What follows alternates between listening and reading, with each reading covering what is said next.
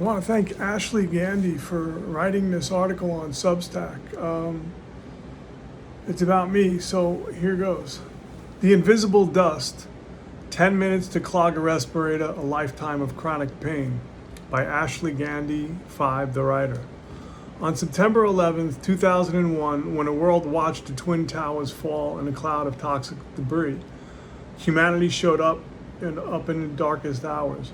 As a writer and advocate, my mission has always been to cut through the sanitized history and bring you the raw, unvarnished truth about our first responders, survivors, and volunteers.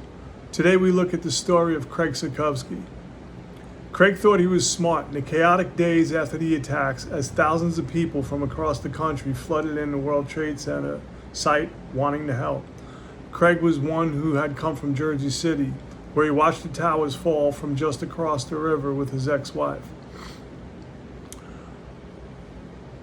When he made his way to the site, a journey that took 2 days just across the river, he brought along his own respirator. He thought it would protect him from the air thick with smoke, asbestos, pulverized glass, and jet fuel. It didn't work. I was smart enough to bring along a respirator, Zukovsky remembers. I did not know it would be not usable in 10 minutes. The filters just clogged. For 2 days, he worked on a bucket brigade. I also worked on a bobcat and did some steel work. Like so many, he didn't think anything of the stuff I was going through. In that moment, compassion overtook caution. He felt he needed to be there. For 2 days of service, Craig Zukovsky has paid with his health ever since. A timeline of survival from New York to Florida, Mexico, and beyond. Immediately after the tragedy, Craig began a new chapter, moving to Florida in October 2001 to start his family. Years later, in 2009, his journey took him to Mexico. For a long time, the trauma of Ground Zero was quiet, but it was tracking him across every state line and border. In 2012, the silence broke when he developed a chest infection that wouldn't go away. The infection was actually a collapsed lobe in my lung. The infection persisted for 5 long years. As he got sicker, Craig moved to Atlanta, where he was finally sent to a lung specialist in October 2017. That is when the decades-long cover-up finally hit his medical chart. The doctor asked if he ever had been exposed to anything unusual. That's the first time I mentioned 9/11, Zukovsky says. And after that, everything changed. The tests, the way everyone spoke to me, things became more urgent. At 52 years old, Craig was diagnosed with 9/11-related lung cancer. The shock was immediate. Whoa, I have an 11-year-old daughter and have a beautiful wife at the time. He remembered thinking, it shocks you. The helper was now in desperate need of a lifeline. The 8-year echo. Cancer and steroids. When Craig's story first made headlines 8 years ago in 2018 Fox 5 report, it shed light on massive quiet crisis. His diagnosis didn't shock attorney Michael Barish, whose New York law firm Barish McGarry represents over 12,000 who spent time at Ground Zero and later fell ill. I'm sure it's a lot more than that now.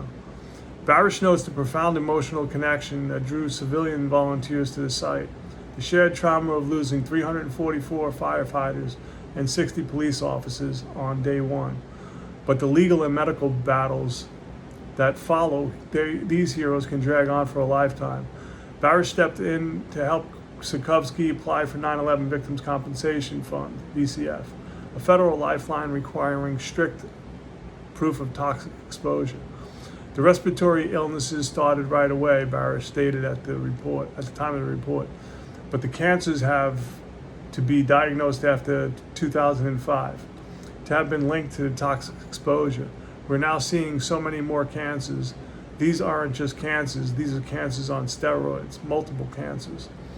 The reality of a 9/11 diagnosis means entering a grueling system where victims are left waiting on critical decisions regarding their cases while actively battling severe illness, forced into exile and the cost of care. Following his lung cancer diagnosis and subsequent surgery, Craig was left unable to work and faced a daily reality of severe chronic pain, but the betrayal goes deeper than a delayed VCF decision.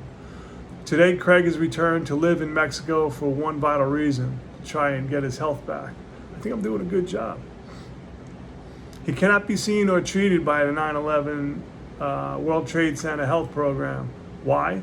Because the system requires participants to maintain primary health insurance, a luxury that for a civilian volunteer unable to work is completely out of reach.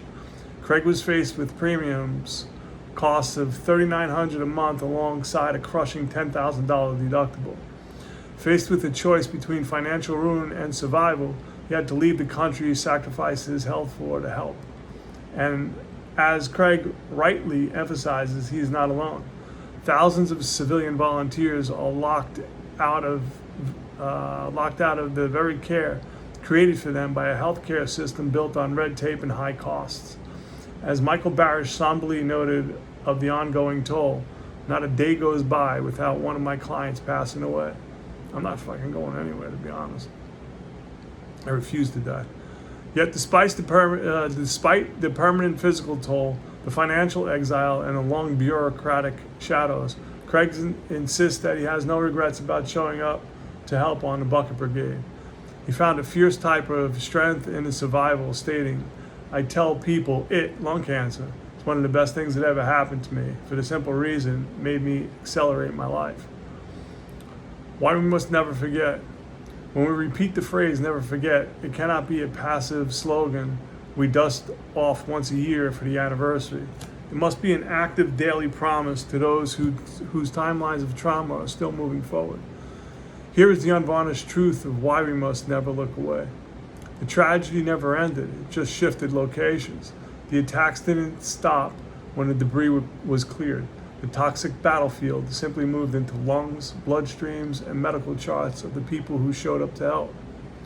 The timeline of trauma is decades long. A life-altering diagnosis that surfaces years down the road carries the exact same weight as an injury sustained on day one. The clock is still ticking for thousands who spent time near the site and are waiting for the other shoe to drop. Accountability requires our voices. When officials claimed the air was safe, it set off a chain reaction of systemic neglect. We must keep telling these stories to demand full transparency, challenge bureaucratic delays, fix the broken requirements of the World Trade Center health program, and ensure civilian volunteers are never left behind to fight red tape and exile while living with chronic pain. Craig Sikowski stepped up when the world was upside down. We owe him and thousands like him the absolute truth, and we owe them justice. Ashley Gandy, thank you very much. I'll put the article in the link. Take care.